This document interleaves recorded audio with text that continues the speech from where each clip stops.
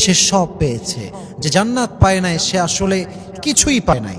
জান্নাতটা হচ্ছে আপনার আলটিমেট সাকসেস। এটা আমার কথা নয়, আল্লাহ তাআলা বলছেন ফামান যুহজিহা আনিন নারি ওয়া উদখিলাল জান্নাতা ফাকাদ ফাজ। যে বান্দা জাহান্নামের খাতার থেকে তার নামটা মুছে ফেলেছে এবং জান্নাতের কাতারে তার নামটা সুনিশ্চিত করেছে, তার মতো সফল আমার চোখে আর সেকেন্ড কেউ হতে পারে না। সুবহানাল্লাহ পড়ুন সবাই। লা ইয়াস্তাউই আসহাবুন নারি ওয়া আসহাবুল জান্নাহ, আসহাবুল জান্নাতি হুমুল Faizun.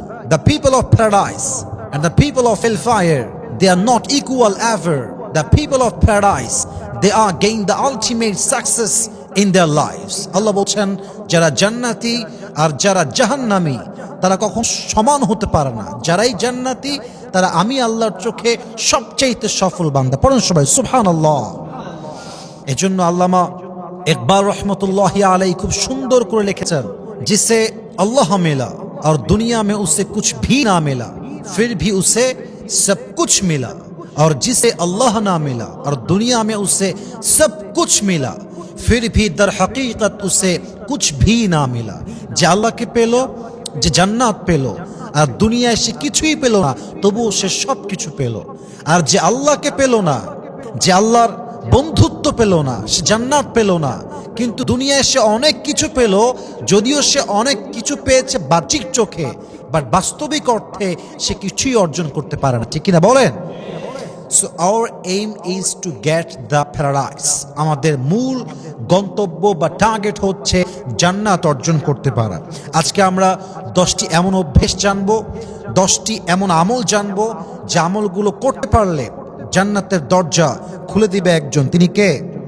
Number 1, establishing the daily 5 prayers. প্রত্যেক দিন 5 ওয়াক্ত নামাজ জামাতের সঙ্গে আদায় করা। যেই বান্দা 5 ওয়াক্ত নামাজ জামাতের সঙ্গে আদায় করবে, আল্লাহ রাব্বুল আলামিন ওই বান্দার জন্য জান্নাতের দরজা নিজে আদেশ দিয়ে খুলে দিবেন। সুবহানাল্লাহ পড়ুন সবাই। নামাজ এটা হচ্ছে ফার্সি ওয়ার্ড, আরবিক ভার্সনটা হচ্ছে সালাহ।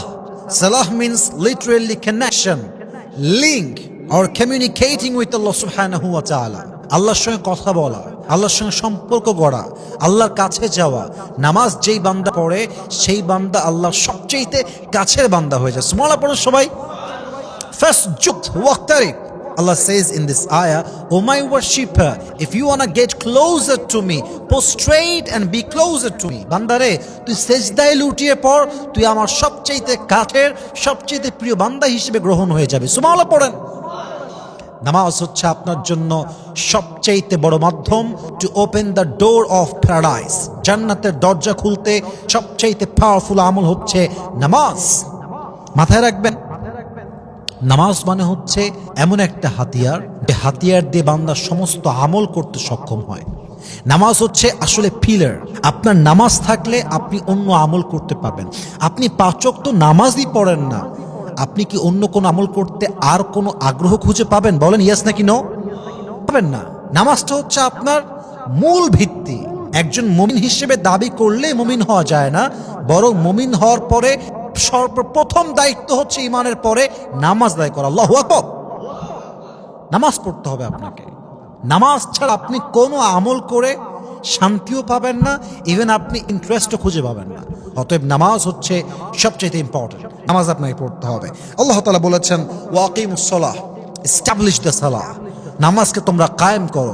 নামাজ জাস্ট পড়লেই হবে না, নামাজকে নামাজের মতো পড়তে হবে। নামাজ জাস্ট পড়লেই হবে না, নামাজকে তার টাইমে পড়তে হবে, অর্থ বুঝে পড়তে হবে। নামাজকে তার যথাসাধ্য অনুযায়ী we have to try your best to perform the Salah in a perfect way. There is no rushing in salah. নামাজটা পড়িয়ে আমরা 4 রাকাত নামাজ পড়তে সময় লাগে মাত্র 2 মিনিট, অথচ অ্যাটলিস্ট 10 মিনিট সময় লাগার কথা। ঠিক না বলেন? নামাজ পড়লেই হবে না, নামাজকে নামাজের মতো পড়তে পারলে জান্নাতের দরজা খুলে দিবে একজন। তিনি কে? 2 নম্বর আমল সাদাকাহ এন্ড চ্যারিটি, দান করা। দান করা এমন একটা আমল যে আমলটা আপনাকে জান্নাত পর্যন্ত পৌঁছে দিবে। একটা কথা মাথায় রাখবেন, যদি কোনো মানুষকে আপনি বিপদগ্রস্ত দেখেন এবং তাকে আপনি হতভাগা হিসেবে পান যে তার কেউ নেই এবং আপনার কাছে সামর্থ্য রয়েছে তার পাশে আপনি দাঁড়াতে পারবেন, তবুও যদি আপনি তার পাশে না দাঁড়ান, তাকে আপনি সাহায্য না করেন, তাকে আপনি হেল্প না করেন, অথচ আপনার কাছে সামর্থ্য আছে, আপনি যত বড় আল্লাহওয়ালা হন, আপনি যত বড় মুফাসসির হন, আপনি যত বড় কুতুবুদ্দিন হন না কেন, যদি আপনি মানুষকে বিপদে দেখে সাহায্য করার সামর্থ্য থাকা অবস্থাতেও সাহায্য না করেন, আপনি যত বড় আল্লাহওয়ালা হন, যত বড় আলেম হন, মুফাসসির হন, হাফেজ হন, আপনি ভালো মানুষ হতে পারেন,